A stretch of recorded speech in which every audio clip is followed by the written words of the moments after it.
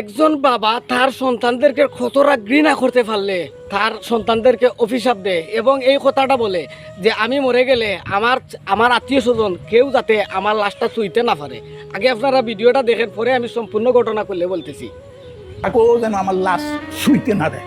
শেষ দুনিয়াতে আমার আত্মায় কষ্ট পাইলে যে কি করলাম আর কি পাইলাম। আমি মন থেকে দিল থেকে তাদেরকেও অভিশাপ দিই, আমার মতো একদিন যেন তারা এই জায়গায় আসে। এদেরকে সোনার স্বামী করেই মানে দুধ খাওয়াইছিস, এত বেশি ভালোবাসছ না, তোমারে এরা জীবনে বহুত কষ্ট দিব।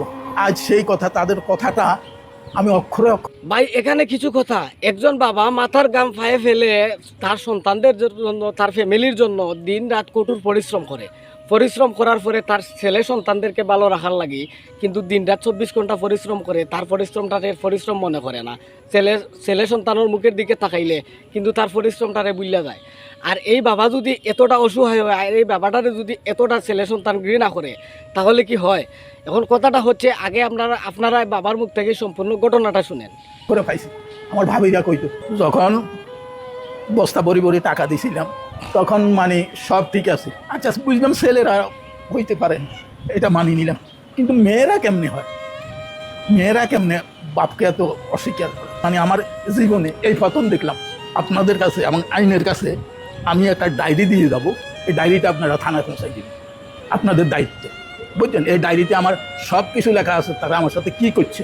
এই টাকা পয়সাটাই হইল আমার সবচেয়ে জীবনের কাল, ওনাদের গানের উপর আমার উঠেই দিয়ে গেছে, আজ পর্যন্ত দেখতে আসেনি, অন্তত খোঁজটা নেয় না। দেখেন দূরের কথা, খোঁজটা নেয় না। এইটা কি কারণ? এই মুরব্বী বয়স্ক লোকটা কিন্তু প্রবাসের মাটিতে ছিল, বস্তা বস্তা ভর্তি টাকা কিন্তু তার ছেলে সন্তানদেরকে দিছে, সোনার চামচ মুখে নিয়ে তারা বড় হয়েছে। আজ কিন্তু ইউরোপ আমেরিকায় তার ছেলে সন্তান আছে, আর মেয়েরা কিন্তু ভালো ভালো একটা পর্যায়ে চাকরি করতেছে। আজ বাবা আছে বৃদ্ধাশ্রমে, তার বাবার উপরে দিন রাত 24 ঘন্টা নির্যাতন করছে ছেলে সন্তানরা। এখন আমার প্রশ্নটা হয়েছে, আমি সেই সব ছেলেদের সন্তানদেরকে ধিক্কার জানাই, নিন্দা জানাই, আমি ধিক্কার জানাই তাদেরকে, এইসব ছেলে সন্তানকে। বাবা থাকতে যদি বাবার কদর না বুঝে, তাহলে বনে গেলে কি বাবার কদর বুঝবে? বাংলাদেশ প্রশাসনের আইনের দৃষ্টি আকর্ষণ করে বলতেছি, এই ছেলে সন্তানদেরকে, এই এই এই বয়স্ক লোকের সন্তান ছেলে মেয়েদেরকে অবশ্যই আইনের আওতায় আনা উচিত।